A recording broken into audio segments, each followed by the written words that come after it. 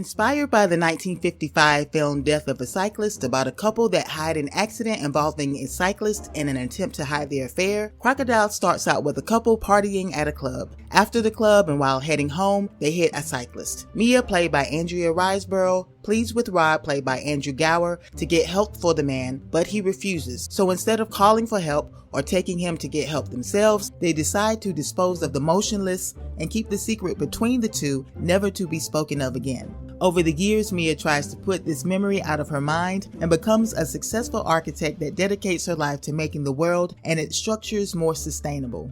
During an informal meetup with Rob, who is now her ex, she learns that he has felt immense guilt over the years and wants to anonymously send a letter to the family to confess and let them know what happened to their family member, the cyclist. Mia adamantly disagrees, fearing that technology will be used to identify the sender and in turn would alert the authorities about their parts in the crime. She ultimately makes the decision to do what she thinks needs to be done to keep this a secret.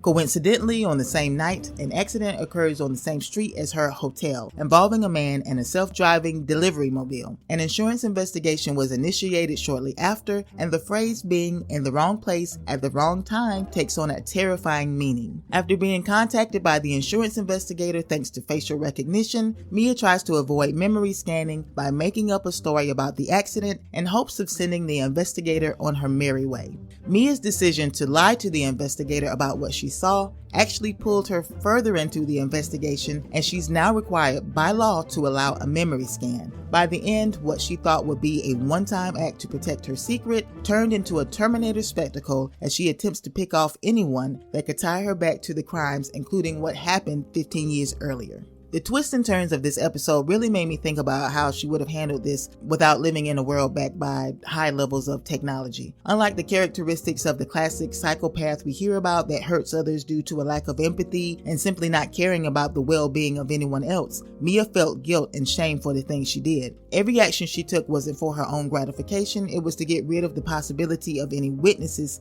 having a memory scan. Without the scanning technology, there would have been no need to hurt anyone, and she could have told her lies and went on with the rest of her false life. Today we have this technology. It doesn't look the same as the scanners in Crocodile, but the ability to read memories or even predict future actions is already here. My name is Ted Berger.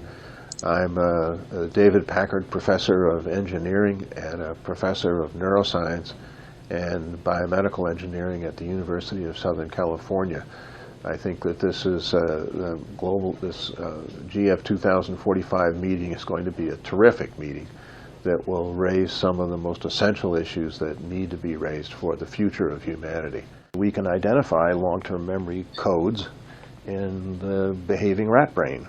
And so we can say, oh, there, right there, that is the code for the bar that the animal is going to press to get water. So within a couple of years, we will have the ability to form new long-term memories the same way they're formed in the brain. This technology is something that can be truly beneficial in solving the injustices of the world. But with everything, there's a positive and a negative side, even if the negative parts aren't quite clear. On the one hand, we could look at this episode as a simple tale of just rewards, consequences, and karma, showing that what goes up must come down regardless of how technologically advanced society gets. On the other hand, it's a story of how technology aided in making a dangerous criminal, turning a thoughtful, concerned person into a diabolical who is willing to do anything to anyone for the sake of avoiding discovery. Yikes. On that note, have an awesome day. Be good to yourself and good to others.